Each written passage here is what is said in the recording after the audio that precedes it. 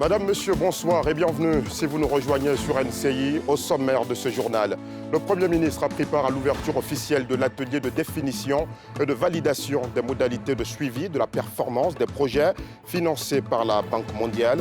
L'événement s'est déroulé ce vendredi à Grand-Bassam. 33 officiers ont reçu ce vendredi leur diplôme après le 7e cours d'état-major de la gendarmerie nationale. Outre la Côte d'Ivoire, ces soldats viennent aussi de pays amis dont le Sénégal, le Cameroun, la Guinée, le Gabon et le Congo. Et puis ce nouveau sit-in devant le siège de Sotoc, la société automobile de souscripteurs. Les clients non encore remboursés par la société de crédit donnent de la voix.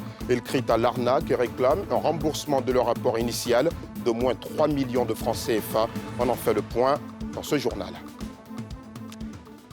Et pour commencer, rendons-nous à Grand-Bassam, la ville patrimoine mondial de l'UNESCO, avec cette interrogation. Comment se portent les projets financés par la Banque mondiale en Côte d'Ivoire? L'atelier de définition et de validation des modalités de suivi de la performance de ces projets financés par l'institution va tenter d'y répondre. La rencontre a été ouverte par le Premier ministre Robert Begré-Mambé. Vous allez le voir, le chef du gouvernement ivoirien a exprimé l'ambition de la Côte d'Ivoire de devenir l'un des pays les plus performants dans l'exécution des projets financés par la Banque mondiale. Voyons les explications de Pierre Dipomélin. Définition et validation des modalités de suivi de la performance des projets financés par la Banque mondiale au cœur d'un atelier dans la ville balnéaire de Grand-Bassam. Le chef du gouvernement ivoirien a indiqué que la Côte d'Ivoire est capable de relever tous les défis grâce à sa gouvernance et à sa rigueur dans l'exécution des projets financés par la Banque mondiale. La Côte d'Ivoire a su gagner la confiance des partenaires techniques et financiers, dont la Banque mondiale. Cette confiance se traduit par la mobilisation de ressources financières importantes, en constante augmentation, destinées à soutenir le développement de notre pays et à répondre aux besoins de nos populations.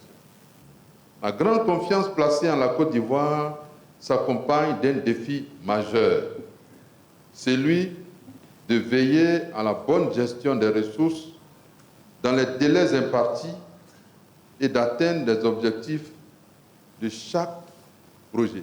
Pour sa part, le responsable des opérations de la Banque mondiale, Tony Verheijen, représentant la directrice des opérations, a salué l'amélioration des performances du pays, qui, pour une prévision de 10%, a réalisé un taux de décaissement de plus de 20%.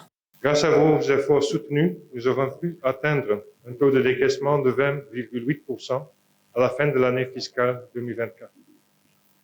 Ce résultat n'est pas simplement un chiffre, mais le reflet d'un travail acharné, d'une coordination efficace, d'un engagement collectif en faveur du développement de la Côte d'Ivoire. Et au nom de toute l'équipe de la Banque mondiale, je tiens à vous remercier. L'objectif de cet atelier est de créer un cadre consensuel de concertation et d'échange en vue de définir les méthodes et les outils qui permettront de cibler et d'anticiper les actions d'accompagnement à mener. Il vise l'amélioration de la performance des projets tout en atteignant un taux de décaissement plus élevé. Et toujours dans l'actualité nationale, cette fin de formation pour 33 officiers des gendarmeries de Côte d'Ivoire, du Sénégal, du Cameroun, de la Guinée, du Gabon et de la République du Congo. Ils ont pris part au 7e cours d'état-major de la gendarmerie nationale de Côte d'Ivoire. Après plusieurs mois de formation, ces soldats sont désormais aptes à participer à la conception, à la planification et à la conduite d'opérations interarmées. La cérémonie de remise de parchemin a été l'occasion pour le général Alexandre Apalo-Touré de les inviter à l'intégrité et à la probité morale. Le récit de Thiemé Dangé est Tanguy Conan. École de gendarmerie d'Abidjan-Cocody. Fin de formation pour ces 33 auditeurs du 7e cours d'état-major de la gendarmerie nationale, réunis à l'Amphi-Crédit. En première ligne pour la remise des parchemins, le commandant supérieur de l'institution ivoirienne de sécurité et de défense. Se réjouissant du pas posé sur la route du savoir, le général de corps d'armée Alexandre Apalo-Touré invite à garder le cap de l'instruction. La première des choses, c'est que vous, en tant que militaire et désormais chef, diplômé d'état-major, vous devez pouvoir continuellement vous instruire pour comprendre les choses de son environnement, les choses du passé et les choses de l'avenir. Faute de quoi, il va indéniablement faire fausse route. Il ne fera pas correctement son travail. Vos collaborateurs, si vous n'avez pas la bonne connaissance, vous allez leur enseigner de fausses choses. Et ils vont ainsi constituer un danger ou des dangers pour les populations et pour l'État. La connaissance acquise ne vaut que par la pratique du terrain, laquelle, selon l'officier général, impose au chef une exemplarité à la tâche pour entraîner la troupe dans la voie de l'engagement absolu au service de la patrie et de la loi. Si votre niveau d'engagement est fort, vous instruirez ainsi par l'exemple. Vous commanderez ainsi par l'exemple. Et vous serez suivi par vos hommes. Mais si vous êtes un chef qui est tout le temps dans son fauteuil ou dans son lit et qui dit « allez-y faire, allez-y faire, allez-y faire », qui n'est jamais sur le terrain, vous allez manquer de légitimité. Il faut montrer à son subalterne comment on fait. Il doit vous voir faire. Et demain, quand il ne fait pas ce que vous-même vous avez fait, vous êtes en droit, même spirituellement, de le sanctionner. Bien avant, les auditeurs revenaient sur les acquis de la formation reçue dans le temple du savoir et du savoir-faire de la maréchaussée ivoirienne. Ce stage qui forme des officiers d'état-major est subdivisé en 3 grandes parties qui ont permis aux stagiaires d'acquérir des connaissances générales, tactiques et spécifiques à la gendarmerie. Il nous a également inculqué un leadership et les attitudes nécessaires à l'officier d'état-major qui demeure une force de proposition pour la hiérarchie dans la prise de décision. Les pays amis, pour leur part, saluent la qualité de la formation dispensée à leurs hommes avec pour effet le renforcement de l'outil de défense de l'État engagé. Ces auditeurs au nombre de 14 sont issus de la maréchaussée du Gabon avec 6 officiers, Guinée 3, Sénégal 2, Congo 2 et Cameroun 1. Stage de 6 mois, introduit par le général Apalo Touré, le cours d'état-major a pour objectif de former des officiers de gendarmerie capables d'exercer différentes fonctions au sein d'un état-major au niveau national ou transnational. Et nous vous le disions en titre, ce n'est toujours pas l'heure de la réconciliation entre Sotoc, la société automobile de souscripteurs, et ses clients non remboursés. La promesse d'un versement mensuel allant de 150 000 à 300 000 francs et l'acquisition du véhicule au bout de 4 ans n'était donc qu'un château construit sur du sable mouvant. Les souscripteurs qui ont déposé auprès de la société un apport minimum de 3 millions de francs CFA manifestent leur mécontentement et exigent réparation. Ils étaient ce vendredi devant le siège de la société. C'est ce que nous montre Nadia Idja et Chèque Bleu.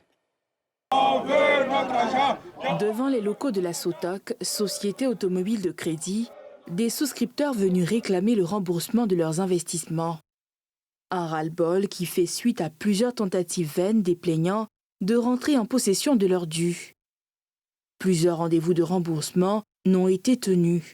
Pourtant, un communiqué de l'entreprise indique avoir déjà payé plus de 60% de la somme collectée. Aujourd'hui, nous leur réclamons la somme de 10 milliards. Il y a une première vague qu'il avait décidé de rembourser. Et cette première vague-là, lorsqu'elle a débuté, il a remboursé que 300 personnes et après ça, plus rien. On était à 2000. C'est quand il a commencé à rembourser qu'on est maintenant, nous sommes passés à 1617 personnes.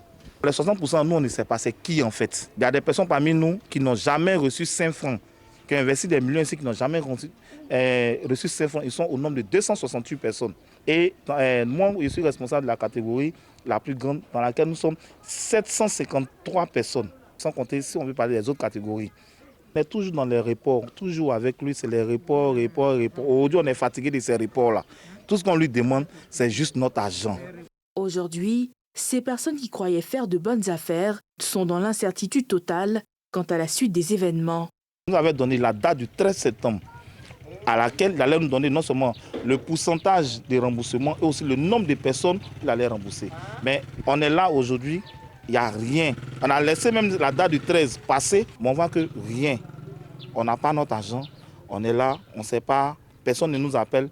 On a cru, on a investi massivement. Vu qu'il a été quand même plébiscité voilà, été primé en tant que meilleur jeune entrepreneur. Donc tout cela nous a véritablement encouragé à venir investir dans cette société. On est carrément trompé. Du moment où même il a disparu et qu'il n'y a même pas de communication, c'est dit que c'est quelqu'un de pas clair vraiment. Le cœur serré, il espère l'implication du gouvernement pour une restitution de leurs fonds investis. À faire publicité, nous tous on disait quoi que c'est une bonne chose. Donc j'ai vendu pendant combien d'années? Parce que le moment qu'on venait, c'était déjà arrêté. Ça reste 3 mois pour dire que oui, les trucs sont arrêtés. Mais les femmes là, les gars, les jeunes là, ils cachaient. Nous les femmes, on va se battre, on va faire quelque chose et puis c'est lui qui va prendre pour manger. Ben, ça m'énerve en plus. Nous ne devons pas venir ici pour faire pitié avant que nous remettent notre argent. C'est de l'argent qu'on a investi. En tant que retraité, je ne peux rien faire. J'ai besoin de cet argent. Je suis venu investir pour avoir des bénéfices, pour pouvoir bien vivre là, une retraite active. Mais actuellement, à cause de Yacouba, je ne peux pas vivre une retraite active. Donc je lui demande de me donner mon argent pour que je puisse vivre sainement. Notre grande détresse, c'est qu'on est malade, on ne peut pas se soigner correctement, on a des petits besoins, on ne peut pas le faire. Venus chercher des réponses à la lenteur de leur remboursement, les souscripteurs se sont retrouvés dans des locaux déserts. Les 2 personnes encore à l'intérieur du bâtiment se sont terrées dans un mutisme total face aux questions des souscripteurs. Et nous arrivons à présent aux chiffres de cette édition, 85%. C'est le taux moyen de résolution de la soixantaine de disparitions inquiétantes d'enfants en Côte d'Ivoire depuis 2024. Selon les statistiques de la police, ce chiffre devrait très vite connaître une augmentation avec la mise en place aujourd'hui du plan alerte enlèvement. C'est une initiative de l'État à travers le ministère de l'Intérieur et de la Sécurité. Et selon le ministre, le général Wagonde Diomandé, ce nouvel outil, en plus de garantir une meilleure protection des enfants, renforcera la lutte contre la criminalité organisée et le terrorisme. Les explications de Salifia Lekoué et Bobby Filémon. Le PAE, le plan alerte enlèvement, un tout nouveau système national d'alerte en Côte d'Ivoire, destiné principalement à la protection des enfants. Il s'agit d'un message permettant de signaler tout enlèvement d'un enfant. Il a été officiellement lancé par le ministre de l'Intérieur et de la Sécurité, qui avait à ses côtés des représentants de plusieurs ministères et autres services qui interviennent dans le processus qui, pour la première fois, est expérimenté en Afrique. Beaucoup de rencontres de coordination entre tous les acteurs pour que nous soyons sûrs de maîtriser la mise en œuvre dans tous ces détails du plan alerte enlèvement. Je voudrais donc, à travers leurs représentants respectifs, saluer et remercier tous mes collègues, membres du gouvernement, signataires de la Convention, au nom de la solidarité gouvernementale. Et je reste convaincu que la contribution de chacun sera déterminante dans la réussite des objectifs que nous nous fixons à travers donc le lancement de ce plan. Une initiative qui marque l'engagement de la Côte d'Ivoire à garantir les droits des enfants, à en croire le procureur de la République, adjoint près du tribunal de première instance d'Abidjan-Plateau, qui en donne les détails.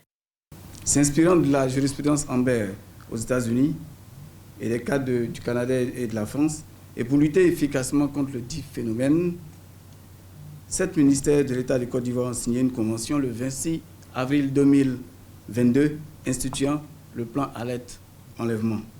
Les 4 critères cumulatifs qui permettent de déclencher l'alerte sont les suivants. La minorité de la victime. L'enlèvement doit être avéré. La vie ou l'intégrité physique de la victime qui est en danger. L'existence donc d'éléments dont la diffusion permet la localisation de l'enfant ou son ravisseur. Cette alerte est valable pour 24 heures. Il faut éviter de faire durer cette alerte en raison donc de la protection des droits des victimes, de la protection des victimes. Il faut éviter que ces alertes-là demeurent longtemps sur les réseaux sociaux ou sur les médias. Les populations en cas d'enlèvement d'enfants sont invitées à collaborer activement en contactant le numéro 100 ou le 01 70 900 600.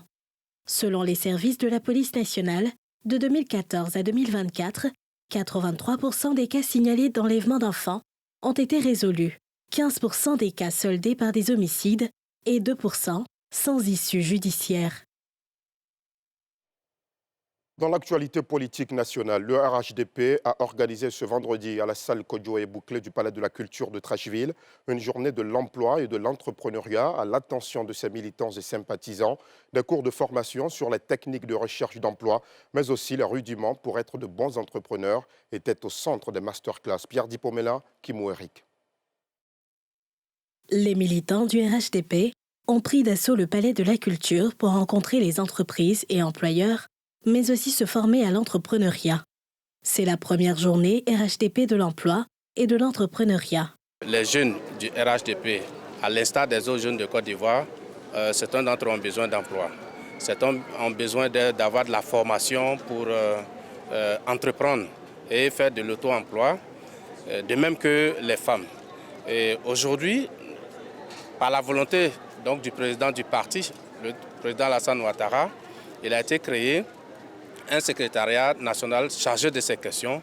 Et dans le cadre de ces activités, le secrétariat national a développé des outils, des formations à l'attention de l'ensemble de nos militants. L'opportunité est donnée aux jeunes de participer aux plénières et de renforcer leurs compétences entrepreneuriales. Pour les initiateurs, c'est la continuité des efforts du gouvernement pour promouvoir l'emploi à travers des plateformes d'échange. Ça a été l'occasion de montrer nos missions, d'expliquer nos missions, de pouvoir expliquer que le rôle du secrétariat national, c'est d'informer nos militants et nos sympathisants sur les opportunités d'emploi, sur les tendances du marché de l'emploi. Vous savez que le gouvernement, avec à sa tête le président Alassane Ouattara, fait énormément depuis 2011. On voit les avancées, on voit un PIB qui s'est multiplié par 4. Et il est important que cette dynamique économique, cette croissance économique qui crée de l'emploi, qui crée des opportunités, mais pour l'ensemble des Ivoiriens, que nous, au niveau du secrétariat national, nous mettions les conditions, nous formions nos militants, nous les informions, nous renforçons leurs capacités pour que justement ils puissent saisir.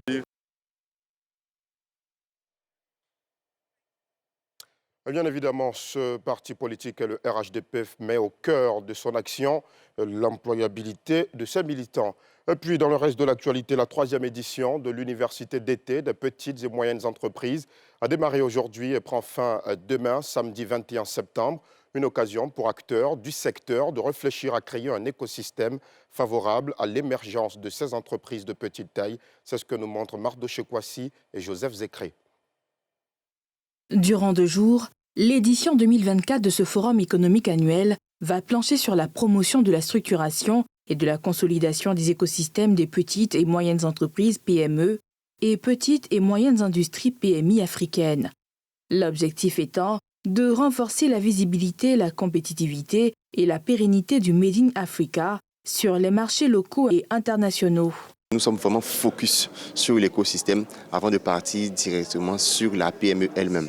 Parce qu'une PME ne peut pas évoluer si son écosystème n'est pas bien constitué. Donc nous faisons un focus sur l'écosystème pour mieux le développer afin que les PME qui s'y trouvent puissent réellement avancer et bénéficier de soutien nécessaire pour leur développement. Cette année, nous travaillons vraiment à valoriser le savoir-faire africain, que ce soit en termes de services et en termes de transformation locale. Cette rencontre, qui réunit entre autres les experts nationaux et internationaux, des chefs d'entreprise et des décideurs, a été l'occasion de mobiliser toutes les parties prenantes à s'engager à créer un écosystème favorable au développement des PME. Que l'État stratège continue de jouer son rôle, crée un climat des affaires qui sont favorables donc aux investissements. Deuxième chose, il faudrait que nos politiques tendent plutôt vers la promotion de la transformation locale des matières premières. Donc dans ce sens, nous avons besoin aussi d'un capital humain.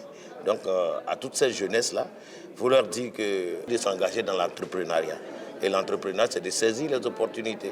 Des délégations venues de l'île Maurice et du Royaume du Maroc prennent part à ces assises meublées par des panels, des rencontres B2B et communications diverses. Dans le chapitre éducation, la rédaction soulève ce soir une difficulté à laquelle devront faire face une bonne partie des milliers d'élèves qui ont regagné le chemin de l'école depuis ce lundi 9 septembre. C'est celle des toilettes insalubres. Dans plusieurs établissements, elles sont mal entretenues et très souvent sont défectueuses, ce qui oblige les apprenants, vous le verrez, à faire leurs besoins sur les terrains de l'école, ce qui peut bien évidemment nuire gravement à leur santé. Un sujet de Moussa Nikiema et Bobby Filémon. Avoir des toilettes propres et bien tenues est bien rare dans la plupart des établissements primaires et secondaires. Une situation qui alarme les parents d'élèves. Je suis un peu peiné de voir l'état dans lequel nos enfants font leurs besoins. Ici encore, il y a des maisons, mais il y a des endroits où il n'y a pas du tout et les enfants sont obligés de se soulager dans la broussaille. Donc en tant que parents lambda, parents d'élèves lambda, c'est des situations qu'il faut régler. Les toilettes sont des endroits où il y a des germes pathogènes.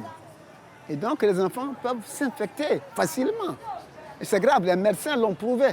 Un enfant qui n'est pas en bonne santé, il ne peut pas travailler correctement. Filmées en caméra amateur, ces images montrent les toilettes d'une école secondaire.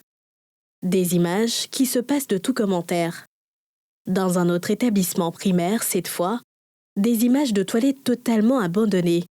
Ici, les élèves se soulagent dans la nature. Cet établissement préscolaire ne fait pas mieux.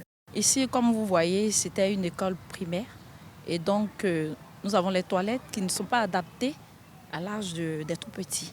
Et donc, nous avons besoin qu'une réhabilitation soit faite pour que les toilettes soient adaptées aux enfants de 3 à 5 ans. On est obligé de trouver d'autres moyens.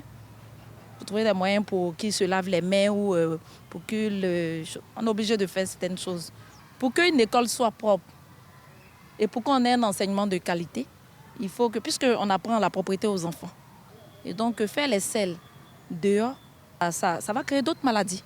Dans un autre établissement visité, des toilettes toutes neuves offertes par une ONG, comme c'est le cas dans plusieurs autres écoles à Abidjan. Et pour accompagner cette action, le collectif des parents d'élèves aussi propose une ébauche de solutions. Nous avons échangé avec un opérateur économique qui est le président de tous les photographes pour que les 1000 francs qu'on lui paye pour les photos, qu'il nous rétrocède une partie, une ristourne, pour que nous puissions prendre en compte les toilettes, faire la réfection, construire, si c'est nécessaire en fonction des moyens qu'on aura, construire d'autres toilettes pour vraiment régler ce problème-là. La propreté des toilettes peut avoir un impact sur la qualité du rendement des élèves. Mal entretenue, elle peut entraîner un problème de santé publique. Pourtant, plusieurs écoles primaires et secondaires n'en disposent pas. Au mieux des cas, ce sont des latrines insuffisantes et mal entretenues. C'est sur cette interpellation que nous arrivons au terme de ce journal. Merci aux équipes techniques et de rédaction. Merci à vous aussi de l'avoir suivi. Nos programmes se poursuivent sur la nouvelle chaîne ivoirienne.